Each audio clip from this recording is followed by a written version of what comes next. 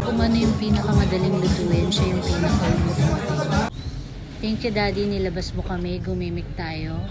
Pero hindi na namin umuwi dahil maaga pa yung work bukas ni daddy. Nasa NLEX kami ngayon dahil magpapa-SB muna si daddy bago umuwi. Drive-thru lang kami para hindi na kami magtagal. Ano ba masarap kape dyan? Hot ka? Oo.